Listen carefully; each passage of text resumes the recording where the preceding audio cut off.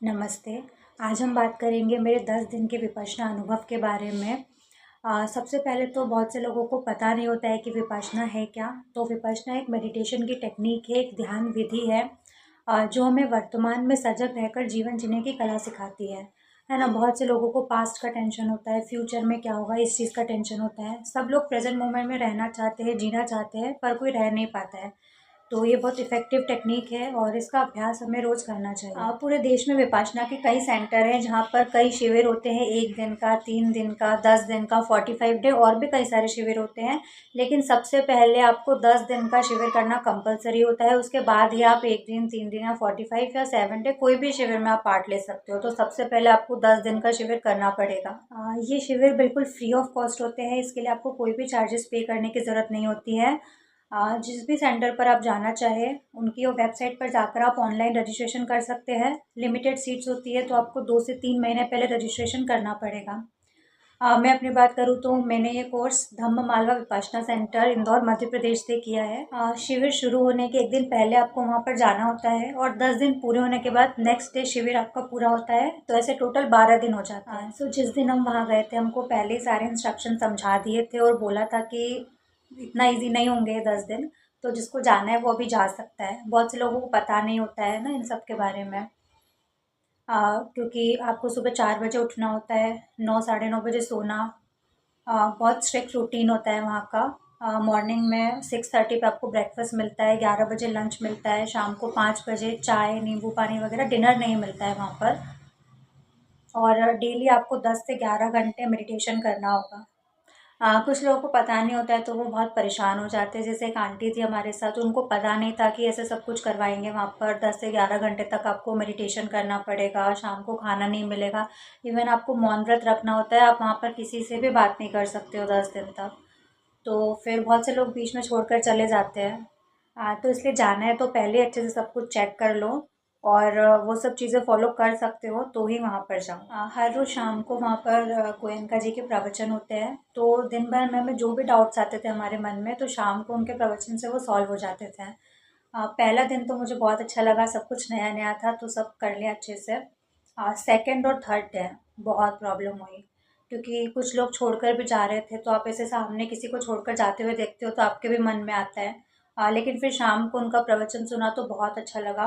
उन्होंने बताया तो उन्होंने बहुत अच्छा एग्जाम्पल दिया कि मान लो जैसे आपका शरीर बीमार है और आप डॉक्टर के पास गए हो ना, और आपका ऑपरेशन चल रहा है तो आप बीच में छोड़कर तो नहीं आओगे, है ना? वैसे ही ये आपका मन बीमार है और आप वहाँ पर ठीक करने गए हो, है ना? तो मन के विकार निकलेंगे तो थोड़ी प्रॉब्लम तो होगी, लेकिन एक बार सब कुछ ठीक हो गया तो फिर बहुत अच्छा लगेगा।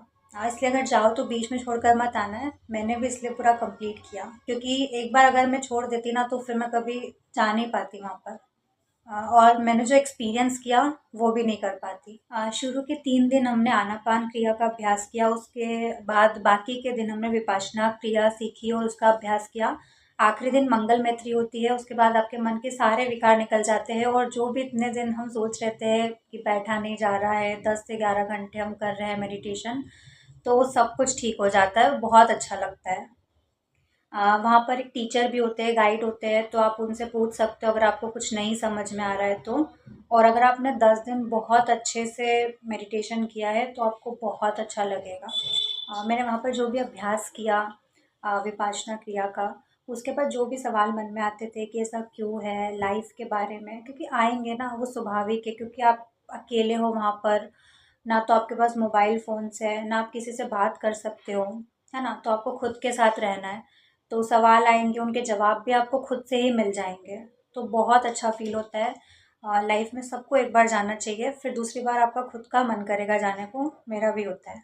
वहाँ जाके जो एक्सपीरियंस मिला, जो फ़ील हुआ, वो हम पूरी तरह से एक्सप्रेस भी नहीं कर सकते, बहुत अच्छा लगता है। ब्रेकफ़ास्ट, लंच वो भी बहुत टेस्टी मिलता था। तो खाने की कोई प्रॉब्लम नहीं थी, बहुत अच्छा खाना मिलता था।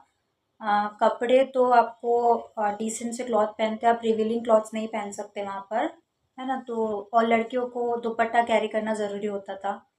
और पूरे दिन में सबसे बेस्ट पार्ट जो लगता था वो था गोयनका जी के प्रवचन, क्योंकि दिन भर में जो भी सवाल मन में आते थे, जो भी डाउट्स होते थे कि हम ऐसा क्यों कर रहे हैं, इससे क्या होगा, जो भी हमने सीखी थी क्रिया विधि, तो शाम को उसके सारे जवाब वो प्रवचन में हमको मिल जाते थे। और ये विपश्यना का शिविर करने से एक चीज़ तो लाइफ में कंफर्म हो गई कि इस चीज़ को तो अब कभी भी नहीं छोड़ना है। आप फिज़िकल और मेंटल हेल्थ हमारी सबसे पहली प्रायोरिटी होनी चाहिए। आई विपश्यना कोर्स करने के बाद अब मेरी सबसे पहली प्रायोरिटी मेरी फिज़िकल और मेरी मेंटल हेल्थ है। आप खुद के लिए सबसे इम्पोर्टेंट हो और ये सबसे ज़रूरी होता है, और आपको प्रेजेंट मोमेंट में जीना है, ना पास्ट में ना फ्यूचर की टेंशन, प्रेजेंट में। और सच में लाइफ में इसको तो कभी नहीं छोड़ना। फिजिकल मेंटल हेल्थ अगर सही है तो लाइफ में सब सही है। एक बात और, कुछ लोग कूल बनने के चक्कर में चले जाते हैं कि हम लोगों को बताएंगे कि हम विपासना करके आए हैं, तो प्लीज़ रहने दो, इतना इजी नहीं होता है। क्योंकि हम स्टार्टिंग में ना 20 से 22 गर्ल्स थी वहाँ पर, और लास्ट डे 10 से 12 गर्ल्स हम बचते हैं और बाकी सब बीच में छोड़कर चले गए। वहाँ पर आप अपना ईगो दूर करने जा रहे हो और वहाँ पे स्पिरिचुअल ईगो लेकर मत आ जाओ यार। एक बात और, जैसा कि मैंने बताया कि विपासना जो है वो हमें वर्तमान में रहने की कला सिखाती है। वर्तमान में सजग हम कैसे रह सकते हैं और कैसे अपना जीवन जी सकते हैं सजग रहकर। तो मुझे पर्सनली भगवत गीता बहुत पसंद है, मैंने बहुत बार पढ़ी है। लेकिन विपासना करने के बाद जब मैंने उसे पढ़ा तो मुझे उसमें भी विपासना मिली। जैसे कि मैं बताती हूँ आपको, मेरे पास है भगवत गीता का जो चैप्टर 5 है, कर्म संन्यास योग, उसको देखते हैं। चैप्टर 5 कर्म संन्यास योग, उसकी कुछ लाइंस पढ़ती हूँ मैं।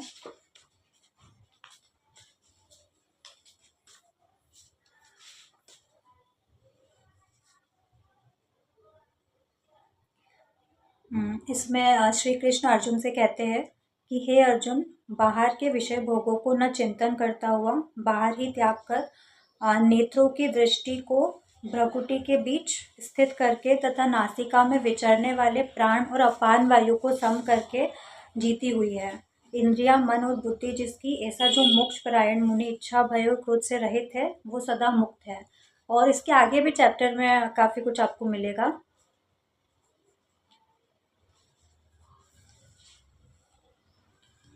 इवन हमारी जो सनातन संस्कृति है, धर्म है, वहाँ पर भी आपको ये देखने को मिलेगा। आपने अगर रामायण और महाभारत देखी होगी, तो भगवान श्री राम, उन्होंने कभी पास्ट को दोष नहीं दिया कि पिताजी ने वचन क्यों दे दिया, या फिर माँ सीता ने लक्ष्मण रेखा क्यों पार कर ली। नहीं, अब जो हो गया वो हो गया, अब आगे क्या करना है उस पर ध्यान दिया। जो प्रेजेंट चीज़ है हमारी, उस पर ध्यान दिया। इवन श्री कृष्ण भी हमेशा उन्होंने प्रेजेंट मोमेंट में क्या करना है यही सिखाया है। क्योंकि जो हो गया है उस पर हमारा कोई कंट्रोल नहीं है, और जो होने वाला है वो भी कब होगा, जब हम प्रेजेंट में कुछ अच्छा करेंगे, जब वो प्रेजेंट में रहेंगे। तो हमारा कंट्रोल सिर्फ हमारे प्रेजेंट पर है और हमको उसी को अच्छा करना है। और हाँ, एक लास्ट, जो फीमेल्स को डाउट रहता है कि पीरियड्स के टाइम पे तो आप जा सकते हो, कोई प्रॉब्लम नहीं है, पीरियड्स में कोई प्रॉब्लम नहीं होती है, वहाँ पर आप विपश्यना कर सकते हो। विपश्यना से रिलेटेड कोई और आपको इन्फॉर्मेशन चाहिए, या फिर डेली का रूटीन वहाँ पर कैसे क्या होता था 10 दिन तक, तो वो भी मैं किसी दूसरे वीडियो में बता दूँगी। तो आप पूछ सकते हो अगर आपको कुछ पूछना है तो। लास्ट वहाँ पर बोला जाता था, भवतु सब मंगलम, सभी का मंगल हो, सभी का कल्याण हो। हमें किसी को अपने मन, वचन या कर्मों से किसी को भी नुकसान नहीं पहुंचाना है। नमस्ते।